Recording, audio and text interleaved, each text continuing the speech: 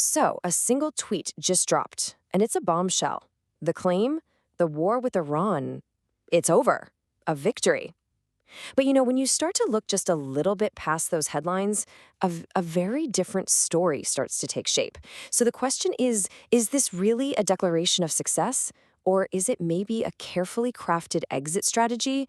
Let's deconstruct this whole thing. And yep, there it is. That's the statement at the absolute heart of this whole story. Our 5 objectives have now been fulfilled. Now, you have to understand, this wasn't some kind of throwaway comment. Nope. This was a very deliberate declaration. So the big question for us is pretty simple. What does the evidence actually say? All right, so here's our game plan to figure this out. First, we're going to look at that tweet and the 5 stated objectives. Then we'll do a big reality check. After that, we'll ask, who really holds the cards here? We'll also touch on the ghost of past wars. And finally, we'll wrap up with the key lessons from this whole conflict. Okay, so first things first. What was the mission supposed to be? Let's dive into the official story, the 5 big objectives coming straight from the White House. So here they are, the official goalposts. Number 1, destroy Iran's missile capabilities. 2, dismantle its defense industries. 3, eliminate its Navy and Air Force. 4, permanently disable its nuclear power. And 5, protect regional allies. I mean, look, on paper, it sounds like a pretty clear-cut plan, right? The whole idea was to completely neutralize Iran as a military threat. Okay, that was the official story. Now for the reality check. Let's take every single one of those 5 claims and see how they actually stack up against the hard evidence on the ground. So let's start with objective number 1, that really ambitious goal of completely destroying Iran's entire missile arsenal. And right away, we hit a critical point. Far from being destroyed, Iran's missile program has actually escalated. I mean, they're now firing long-range ballistic missiles that can travel 4,000 kilometers. They even warned they would unleash their heavier weapons, what some call their fat boy missiles. And guess what? They have. This doesn't really look like success. This looks like an adversary showing off more power, not less. All right, let's move on to objective number 2, taking apart Iran's defense industries and crippling their ability to build their own weapons. Now, this one is really interesting because it's all about uncertainty. You've got the US claiming success, but then you have Iran insisting they're still manufacturing new missiles. The honest truth? We just don't have solid confirmation either way. It's impossible to say for sure if this objective has been met or if it's failed. It's a huge question mark hanging over the whole thing. Next up, objective 3. This one was all about controlling the skies and the seas, basically neutralizing Iran's Navy and Air Force completely. And this is where the gap between the claim and the reality gets just, wow. The US claimed total air superiority. But then Iran, a country with what most would call a negligible air force, managed to shoot down one of America's most advanced, most expensive F-35 stealth fighter jets. Just think about that for a second. A supposedly eliminated air force took down a top-tier American asset. It's a stunning and, let's be honest, pretty humiliating contradiction. All right, objective number 4. And this was the big one, right? The long-standing U.S. goal of permanently shutting down Iran's nuclear program for good. So, despite repeated bombings on facilities like the one at Natanz, the general consensus is that Iran's nuclear enrichment program is, well, it's still alive. And maybe even more importantly, intelligence agencies still don't know where all of their enriched uranium is actually located.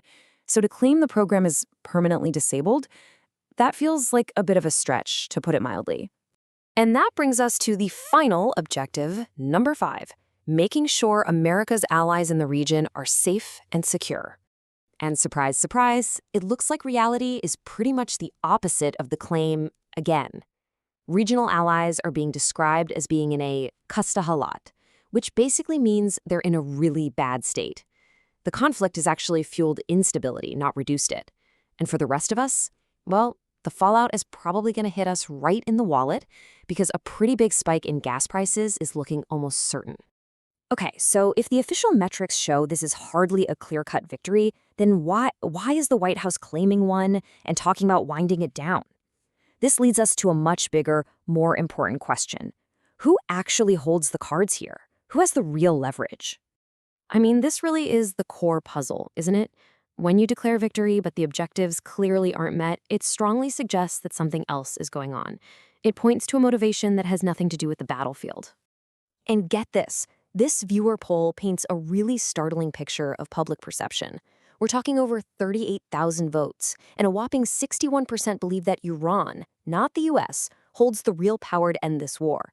That signals a massive shift in leverage. It's like the US might want an exit ramp, but it seems like Iran is the one who's going to be deciding the terms. And here's exactly why that perception exists. Look at Iran's conditions. They aren't just asking for a simple ceasefire. No, they are demanding a conclusive, final end to the war. They want a full withdrawal of all U.S. forces from the Gulf, and they want every single American base in the region shut down. They've even turned down offers to temporarily lift sanctions. Come on, these are not the demands of a defeated nation. These are the demands of a side that truly believes it has the upper hand.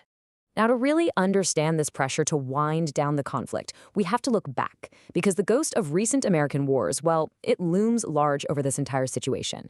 And you can hear it in the words of U.S. officials themselves.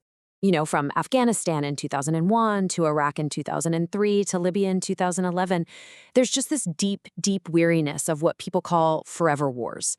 These long, super costly, and ultimately inconclusive conflicts. The U.S. Secretary of Defense even came out and said this is not going to be like Iraq. And that immense political pressure, that desire to avoid another endless quagmire, that might just be a more powerful motivator than any weapon or any battlefield victory. So, after all that, what are the big takeaways here? What are the key lessons we should be walking away with? Let's distill it all down. Okay, first big lesson, what a politician says can be a million miles away from what's actually happening on the ground.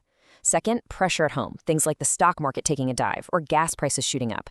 That stuff can be way more powerful than any actual battle. Third, history casts a really long shadow. That fear of repeating past mistakes like Iraq is a huge motivator. And maybe the most important lesson of all is this. In modern conflicts, sometimes the greatest weapon isn't a missile, it's a higher tolerance for pain. Think about it, Iran has been hardened by decades of sanctions. Their pain threshold is high. The US economy, not so much. It's way more sensitive. And all of this leaves us with one last kind of provocative thought to chew on. In this modern age of social media, interconnected economies, and the heavy shadow of past failures, has the political act of just declaring victory become more important than the messy, difficult, and maybe even impossible task of achieving it? It's definitely something to think about.